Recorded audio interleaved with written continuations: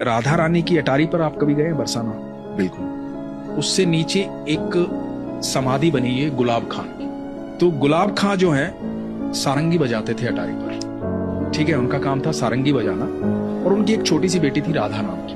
तो राधा जो है वो बस एक बेटी थी, पत्नी उनकी थी नहीं। तो राधा नृत्य करती थी जब वो सारंगी बजाते थे, कीर्तन होता था, सारे लोग मिलकर के कीर्तन करते थे अटारी पर राधा रानी को प्रसन्न करने के लिए। सुबह शाम ये होता था और यही उनकी दिनचर्या थी और यही जीवन यापन का साधन भी था। तो वहीं से उनको भोजन प्राप्त होता था, जो प्रसाद में मिलता था वही ग्रहण करते थे बेटी और बाप जो है। तो ऐसे करते करते समय बीतता जा रहा था, राधा बड़ी होती जा रही थी। जब राधा बड़ी हो गई तो वहां के गोस्वामी जी ने, कुछ लोगों ने कहा कि भाई राधा का विवाह कर दे, शादी कर दे। तो गुलाब खान ने कहा कि मैं कौन होता हूँ शादी करने वाला, और मेरी तो इतनी औकात भी नहीं है, हैसियत भी नहीं है, जो होगा राधा रानी देखेंगे। तो लोगों ने कहा भाई सारा खर्चा हम करेंगे, सारी व्यवस्थाएं हम करेंगे, तो चिंता मत कर, राधा रानी का ही तो दिया हुआ है सब। तो एक लड़का देखा गया और राधा की शादी कर दी।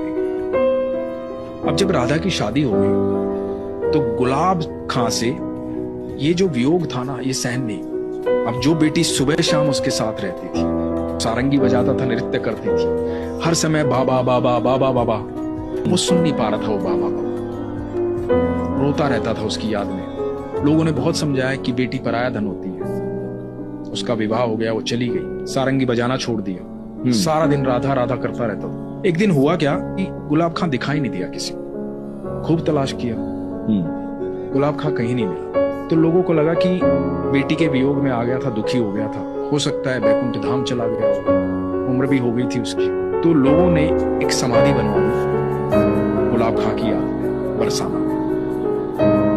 एक दिन गोस्वामी जी अटारी से नीचे आ रहे थे, महल से नीचे आ रहे थे, राधा रानी के महल से। तो गोस्वामी जी को आवाज सुनाई दी पीछे से कि गोस्वामी जी राधे राधे। पीछे मुड़ के देखा तो गुलाब खां खड़ा। बोला कहाँ थे तुम, इतने दिन से दिखाई नहीं दी, हमने तो कभी अटारी पर देखा नहीं तुझे। तो बोला नहीं, एक दिन क्या हुआ कि मैं रात को, उस दिन रात को सब लोग चले गए थे, मैं यहाँ रो रहा था, राधा राधा चिल्ला रहा था। एक छोटी सी बच्ची आई और बोली बाबा सारंगी नहीं बजाओगे, सारंगी नहीं बजाओगे तो मैं नृत्य कैसे करूंगी। मैंने सारंगी बजाई, वो मेरे को अंदर लेकर चली गई महल के, और महल में वहां ठाकुर जी थे, राधा रानी थी, और रास हो रहा था। अब वो रास करते और मैं सारंगी बजाता, मैं वहीं रहता हूं। अब मेरी राधा हर समय मेरे साथ रहती है।